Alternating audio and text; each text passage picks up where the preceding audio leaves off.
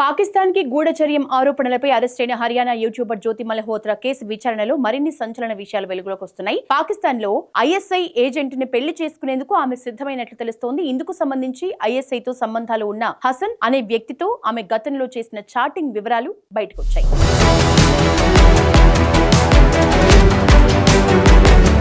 పాకిస్తాన్ ఐఎస్ఐతో సంబంధాలు ఉన్న అలీ హసన్ తో జ్యోతి మల్హోత్రా నిరంతరం టచ్ లో ఉన్నట్లు తెలుస్తోంది. కోడ్ భాషలో ఇద్దరు ఎన్నో విషయాల్ని మాట్లాడుకునేవారు.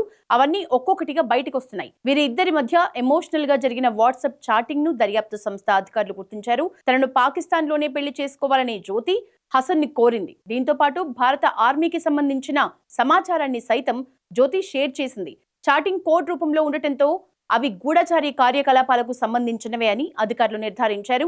జ్యోతి మల్హోత్రాకు 4 బ్యాంక్ అకౌంట్స్ ఉన్నాయని, దుబాయ్ నుంచి వాటిలో డబ్బు జమ అవుతోందని దర్యాప్తులో తేలినట్లు సమాచారం. దీనిపైనే మరింత లోతుగా విచారణ కొనసాగుతున్నట్లు తెలుస్తోంది.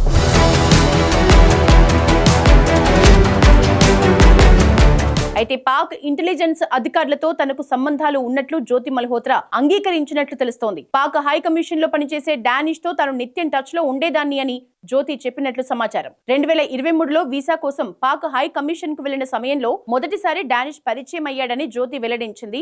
ఆపరేషన్ సింధూర్ సమయంలో కూడా జ్యోతి పాక్ కు సమాచారం చేరవేసినట్లు అధికారులు అనుమానిస్తున్నారు. ముఖ్యంగా ఆ సమయంలో పాక్ సరిహద్దు రాష్ట్రాల్ని వైమానిక క్షిపణి దాడుల నుంచి రక్షించేందుకు ప్రభుత్వం బ్లాకౌట్లు నిర్వహించింది. ఈ సమాచారం కూడా ఆమె డానిష్ కు చేరవేసినట్లు తెలుస్తోంది. ఈ నేపథ్యంలో దర్యాప్తు బృందం ఆమె నుంచి 3 సెల్ ఫోన్లు, ఒక ల్యాప్టాప్ ని స్వాధీనం చేసుకున్నాయి.